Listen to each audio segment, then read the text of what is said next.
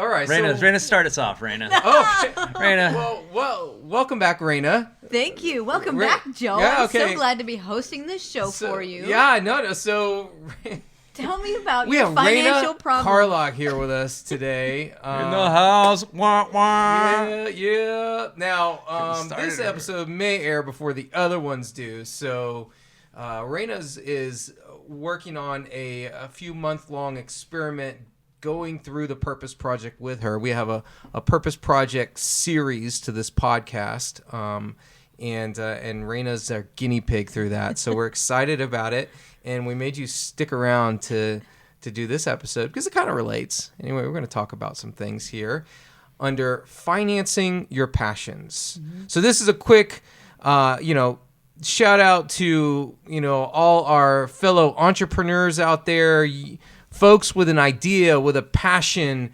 They want to move into something, but they can't fully afford it yet. That's like, you just described our whole generation. Everybody. Like these dreams of grandeur. Like, and you say can't move forward, but I'm saying like can't move out of your parents' basement. We got to start somewhere, and this episode's going to help Think you. big. We got really big hearts, big dreams. We want to do something. Yeah. But I'm broke. But you're broke. Broke as a yoke. So here's how this works. We need a plan. How exactly do you get creative financing your passions? So we're going to talk about three things that I think have to be in place. One is you got to know your number. Two is you got to know your plan. Three is you got to know your time frame. So let's look at this know your number. If you are wanting to move into something, right? But you're sitting here doing the math and like, oh man, but I got to pay my cell phone bill and mom like $300 to rent her couch every month, and then I got to pay for ramen. So I need at least this amount of money to live. I can't. $300. I can't. $300 enough. We can't move into this passion just yet. You got to have a number in mind. A number that says at this point, when I have either saved this amount of money or have gotten this amount of money coming in on a monthly basis, I am able to now transition into the thing that I want to do. But a little caveat here. I think a lot of people wait for them to have everything in place before they move, and you don't, right? You can move in phases. So when you look at your number, for example, right? Let's say you're wanting to start your own film business, okay? But you have nothing but a raw talent and a crappy camera. Well, you have numbers in place. Numbers to buy your initial equipment, numbers to kind of market your business, numbers that you'll need in order to eventually live off this business. So you have different numbers. So know your numbers. At what point do you start making transitions into this passion? I like that because you're talking about like short, smart goals, right? Like short, measurable steps. Right. And the first step might be buy a better camera because you know that's going to open up the door to make more money. Yes. And so then you set that next goal, you set that next number. And it's not something you just pick. Like 42, meaning a life, right? Like 42 is no. Like, but you do your research still. Just because you're saying like you don't have to have everything figured out doesn't mean you take a step, but you got to figure out some things. Absolutely. And balance your budget and see what you're working with. Yeah. So yeah. True story. One of the very first young adults that I ever had a one-on-one with mentoring, and this was crazy, right?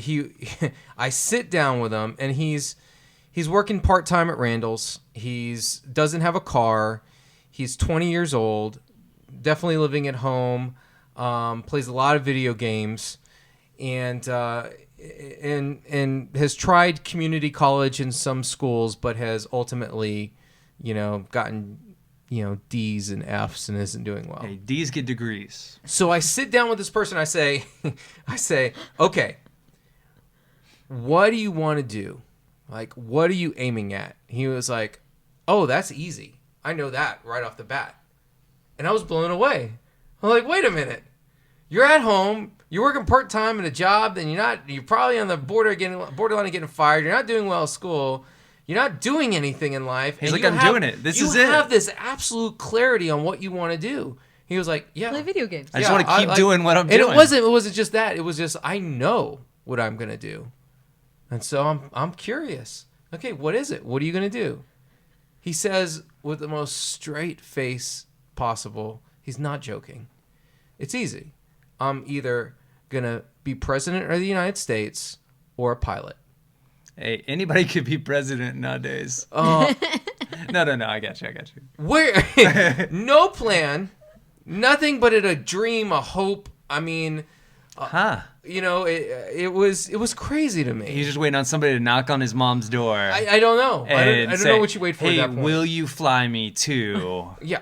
I know you've played a lot of flying video games. Yeah. Will you fly me too? All those simulators. Come on. So look, you start with know your number, right? If you don't know what your number is, you got some homework to do. What are the costs of moving into this field? Is there an education cost for school? Is there a products cost? Is there a learning curve cost? Is there a time cost? You're like, I want to move into this, but I need to sit with people who are already doing it and learn from them. That's going to cost you time, all right? And so know your numbers, part of it. Know your plan is the second one. So if you had all of the money you needed to get started, what would the plan be? What would you actually do?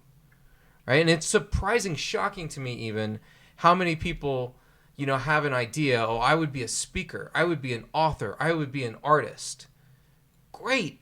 What are you going to speak about? What are you going to write about? What are you going to draw? I don't know. I haven't really thought about that. What? Now's the time. What? That's not a plan? Like, how's that plan going to succeed? Like, happy little accidents. What are you going to do? Bushes. What specifically is your plan, and how would it work? And I think everybody needs some form of a business plan. And if you don't know what that is, you need a Google business plan. Business plan for dummies.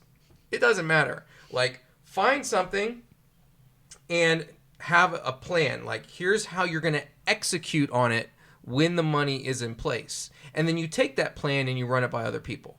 And then third, know your time frame. So, and we've kind of touched on this, but wrap your mind around realistic amounts of time.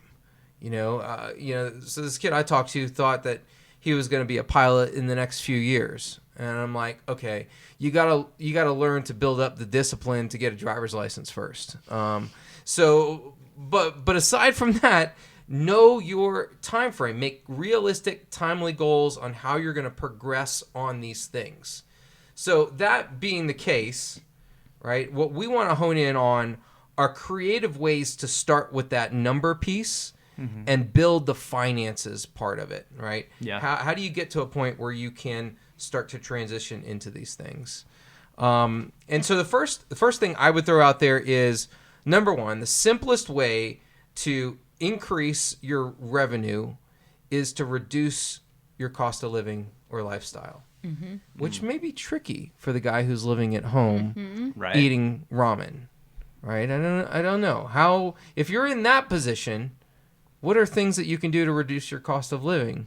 I'm sure we know about 5,000 people in that situation right now. True. Well, you are in the ideal situation to save money. Right. That's like, there's no better position to be in than not having to pay rent, which goes down the drain, to just save money. So increase your cash flow. Right. Don't and go then to allocate Starbucks. that money.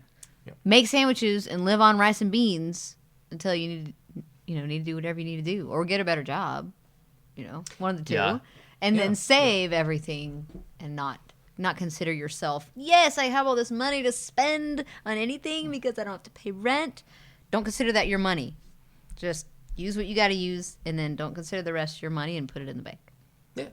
This starts with taking a look at your finances and saying, where are there areas that I can cut? Now, I'll give you a drastic personal example. Now, when I was going through this, I wasn't a broke college student. I was married, had 3 kids, and they were all very young. I was working, for a large software company, and I wanted to transition into ministry, but I had car payments, I had a house mortgage, I had Medicare costs or medical costs, not Medicare costs, medical costs. I had my wife wasn't working at the time, so I was kind of the sole income provider. how do I move from being able to provide all these things into an area where I can afford to do it? Well, we had to reduce our cost of living.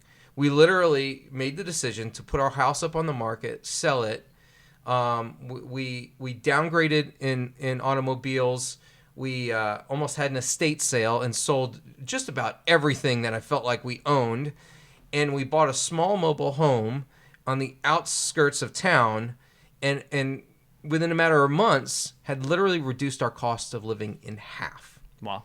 Right? So, to the degree in which you can cut and make sacrifices and reduce lifestyle and cost of living, that's the first place you start. Right? If you're You super wanted it. passionate about this. You had that vision and started to make sacrifices. Right. Yeah. And that, Did I you keep the think kids? we did Just- keep. I thought about selling Half them of a few them. times, but we did keep So he them. has We one and a were half able to kids. keep Doing all great. 3 kids, and Okay. and even went through several dogs throughout the process. So but you're right. You got to be passionate. This can't be something like, I think I would like to go into this. No, you're not going to make any sort of sacrifice plan or put any work into. I think I might like to. This is a deep passion of, I want to do this and feel like I can't breathe unless I do this. And if you don't have that kind of clarity, you need to go through our purpose project. You need to go through these videos that Raina's a part of, and you need to find that why, find that purpose. Other ways, and Zach, you alluded to this, put your money to work through investing, right? So one of the ways you increase your finances is you take whatever money you have, even if you can scrounge up your first $100, and you look into investing. And we actually did this together, Zach. We actually flew out to a seminar in Atlanta from some things that we Yeah. saw online. So what are your thoughts on this? Because I think you're in a place where you're kind of at the beginning stage of, you're right, I personally haven't. Well, you have put your money to work. Yeah. In some Yeah. ways. So talk about investing, like your experience, some of your condo, ideas. right? Yeah. When I was young and dumb, I knew I wanted to put my money to work. That was the one thing I had going for me. And so I bought a condo when I was 20. And ever since then, it's been making money for me. And so that's one thing, just over time, continues to appreciate. But now I'm back in that position where I want more. Like, I want to be able to do more. I have a wife, and we're talking about kids. And so now we're in that position. And so what we just recently did was we had to look at all of our assets. Like, what do we have in our house right now that we could sell for cash to repurpose and then reinvest that cash into something else that's going to make us money? We have things just sitting around our house, in our garage, in our closets. It's just wasted. And so we're going through that and then looking to invest through the program that we looked at. Yeah. So so there's a lot of ways to do this. I think the stigma out there, and I've had this forever, is that investing is for smart people. You hand your money to a money manager and you put it in a mutual fund. You do something to say, all right, experts have to do this. I can't do this. I'm not that Or smart. people with a lot of money already. Or Yeah. something like that, Right. right? In fact, I did a savings account, but savings account isn't really investing. That's basically putting your money under the mattress. So when I started to research this and get into it, I found ways to actually get involved in the stock market through trading and options. That was, it took some work to learn it. But once I did, I was like, oh my God, if people had taught me this in high school, if I learned how to option trade or trade in the stock market in high school, I'd have been a millionaire in my 30s. I mean, anybody can do this. It is not difficult. Yeah. But there's so much fear and anxiety around this topic, but nobody pursues it. Nobody seeks to learn ways you can do it that are close to being risk-free. That it's not risk-free, but close to. And when we stumbled upon some styles of doing that, especially Warren Buffett's style of investing, man, that opened up all new kind of avenues for us. Yeah, I think it's something that you think old people do. Right. And so find an old person and ask them how to do it. Like, Yes. get them to walk you through it. Or get on YouTube. We have this wealth of resources on YouTube where you can go and watch videos and start to learn. One thing I did was I put my money in an Aspiration account, which is just an online banking account. It makes 1%. And it's really easy to start funding IRAs and save that way. And then also the Robinhood app on the phone Right. is a great way. You get a free stock to start playing around with. I took that stock watched it go up and down, and then sold it off, and then invested in some other things, and then started buying other stocks. And so slowly started growing. But all throughout that, I was learning the process. Right. Yeah. So. Yeah, absolutely. And investing comes in a lot of different forms. And so we're talking about a lot of them different here. I would definitely go in and research some of these ideas, Yeah. and then get a feel for what fits you. For me, I'm a bargain hunter. I love finding good deals and bargains.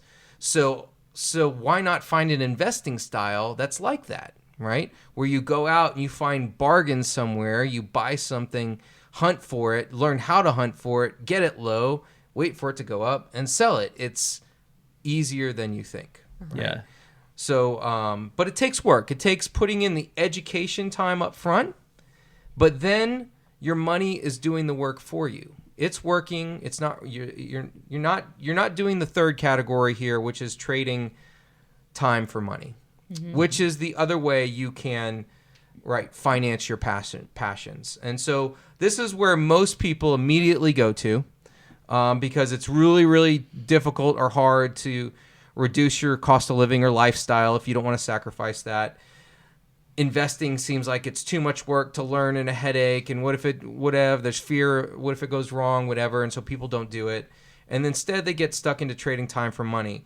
So when you look at finding ways to get the most back for your time, if you're going to do that, yeah, you can go get a second job. If you're only working 40 hours a week and you don't have many other commitments and you have more free time than you realize, you're not working hard enough. You're not working hard enough. So in those early years, especially as I transitioned to ministry, I was doing side jobs on top of that. I mean, you're talking 80, 90 hour work weeks. But I think that goes back to the passion point. If you're like 80, 90 hour work weeks, no way, then you're not passionate about what you want to do. Yeah. Because right now you're saying I'm not willing to sacrifice very much for it. So that's not a passion. And I think that goes back to the vision thing too. Like set a number, set a time that you're going to do that, and work for that time towards that purpose. Right. Don't do that forever, and then repurpose that time. Yes. So creative ways to trade time for money. One, purchase something and then go rent it out. Right. And we've talked about this a lot with Catalyst. We're sitting here and buying podcast equipment or electronic equipment for different things that we're doing. And we're saying, well, when we're not using it, we could rent it out to other people. Yeah. Right? I see a lot. Anybody want to rent a microphone? Right.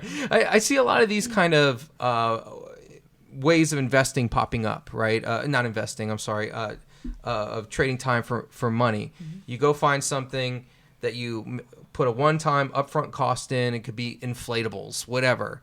And then you sit there and then you rent it out again and again and again and again and again, right? That's one way to do it, right? Something that you can do on the side. Garage sales, flipping items at garage sales. That bargain hunt you were talking about. Yeah, that's the bargain hunter in me. I love doing this. Here's an idea that works almost anywhere. What I did, what my wife and I did early in our marriage, we would write a letter asking people to donate their used garage sale items to us after their garage sale. So after a garage sale, people, they've made their money, they're left over with this pile of junk, and they're like, ugh, now I got to stuff this in my car and I got to take it to Goodwill or something. Well, we wrote a letter because we knew who was doing those garage sales that weekend, and we went ahead and mailed out this letter saying, we'll come pick up your stuff for free, right? You donate it to us, we'll come haul it and take it. And we had 5, 6, 7 calls every week, and more than we could pick up. Mm-hmm. We rented a trailer. We would go around after all these garage sales were over. We would take all their garage sale stuff for free, and most of it was already priced. And we would then the next weekend have a garage sale using their stuff. Nice. I mean, we didn't do this every weekend, but we did this. We did this at least once a month. No cost to me, but time and the initial investment in the trailer, right? But other than that, I mean, we were making, every time we had a garage sale using someone else's free stuff, a minimum of $750 up to $1,500 every time we did it. And we were getting stuff like, someone gave us a tanning bed. I mean, some things just went straight to Craigslist, right? We didn't have to have a garage sale on it. We knew if I take a photo of this, we're going to get it. We had this like China set that was on eBay valued at $300 to $400. I mean, you find all kinds of finds. People are doing that now where they go to Goodwill and they buy books or garage sales and they buy the 25-cent books and they go online and flip it. To me, that takes a lot more time, but that might be your thing is garage sale, flipping That's items, the that kind Gary of thing. Vee challenge. I mean, you Right. go into a Goodwill, you go into a Salvation Army, a garage sale, wherever. You have your phone with you. Your phone's a resource. Just get on Amazon, see how much it's going for. Yeah. You can jump on eBay and see how much it just sold for. Yeah. And then prices. See if it's worth it. You can either buy it or don't. Like, it's your choice. If not, then move on to something else. Yeah, But a tanning bed?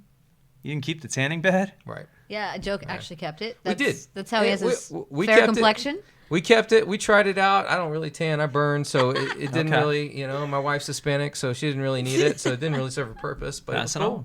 Huh. I have a tanning bed. So, and so Rent it out. Come on. Totally. There you go. And the other idea here is leverage your gifts and talents. So take an inventory of the things that you're probably already doing or have a talent to do. So in our situation here at Catalyst, we want to raise money, right? We want to finance even more passions for this organization that we have. And Zach and I had to take an inventory of things that we were good at and not good at. And we said, all right, we suck at fundraising. All right. So let's try to not be let's not pretend to be something we're not. Instead, what do? We speak, we teach, we write. Let's do those things. So we put out a book, we put out video courses. We do camps, we do keynote speaking, we help educate. Those are all streams of income that we've created for our organization in order to finance other passions we have in our organization. Yeah, and it's all in line with our vision and what we do. Totally. But Totally. funds what we really want to do, which is serve teens. Yes. So if you'd like to give to serving teens and impacting We the next still generation, take donations. Then We should probably mention that. Just Donations are good. But no, seriously. So what do you do naturally? If there's maybe you're a good mechanic and you can work on cars and you can help fix other people's cars up on the side. Like what other natural talents that you have that you can put to work to bring in extra yeah, income. and there's apps online where you can offer up those services. Right. So Right. And the beauty of that is you're calling the shots. You're still trading time for money, but you get to set your own time and hours, right? As opposed to getting a second job where you're required to show up at a certain time and, make a salary, whatever, that kind of thing. So here's So- a really cool resource. It's called Fiverr.com. Oh, yes. Fiverr.com. Yes. And it is kind of like the Etsy of skill. You can make a profile and you can say what you can do, and then you set certain thresholds for your work. Like I'll do a rough sketch for you for $5, or $10 or whatever. And then you add on different things if you want it to be more detailed, or if you want it to have color, you add $5. And by the end, they might be asking for a $70 picture from you. Or, I could put music to one of your lyrics you wrote, or I could, voice over a book your favorite book, or children's books, or just, it's endless on what skill you there's could, some wild stuff what on you there. could do. There Yeah. is. I had this Yeah. video You where could they spelt out Catalyst edit. with dog food, and the dogs would eat it, and then you watched it in reverse. He did it in reverse too, where the dogs would like spell out Catalyst with dog food. It was the coolest thing That's ever. really cool. $5. Yeah. I love it. I love it. And I think that is a great place to start. Especially if you're saying, I don't know what talent or gift or anything I can have, just go look at Fiverr and you'll probably find something that you're like, oh my gosh, I could do that. And I would actually have fun doing that. I have dogs. Right? I have dogs. I have a camera. I could do something that crazy. And You know? people actually make a living off Absolutely. of that website Oh, yeah. too. So if you're that cool, go for it. Absolutely. Absolutely. Any other thoughts or ideas before we wrap this up? The best people I see on Fiverr, a lot of it's just like selling the same thing. So you don't have to recreate it every time. No, it's yeah, just you people gotta- buying the same thing. So super easy. Yeah. I don't know. Like, this is the year of the side hustle. Millennials are all about side jobs and side jobs to their side jobs. And so work hard, but like work on purpose. Yeah. Have vision. Like, put it towards something, and stop spending $6 at Starbucks on a Mocha Choca Frappuccino. Like, it's a wasted money. Yeah. Amen. Amen. Amen, brother. Mm-hmm. All right. Know Good your word, number, good know your word. plan, know your time frame. These are key elements to have in place. And if you guys have other ideas out there where you're like, oh, I have something to contribute, well, we would love to kind of share that within the community here. So make sure that you comment, you reach out to us, share your ideas. Stephen Carlock, Raina's amazing husband, actually spent some time in the financial industry. And we really wanted him on this podcast, but he didn't have time to be here. But he did write out a very detailed kind of, here's what I would do with money to try and put it to work to finance my passions. And so you can go and check this blog out, Financing Your Passions, on our website, catalystcollective.community. We'll have links to it here in the show notes. But go read Stephen's blog. He brings up a lot of great things that we didn't even touch on here. So I think you'll find it very helpful. But anyway. Sweet. This Awesome. episode's brought to you by Dasani. Dun-dun. Are I we heard- not supposed to have No, products or labels? not at all. Edwin will have to blur It that was out. You don't Facing know the what it other way? is. You can't Cool. see it. You just know it's a bottle with a bluish Way label. to rat it out. I always heard it's Corpus Christi tap water. Good. Are you good? We are now. Oh, Good. Rude.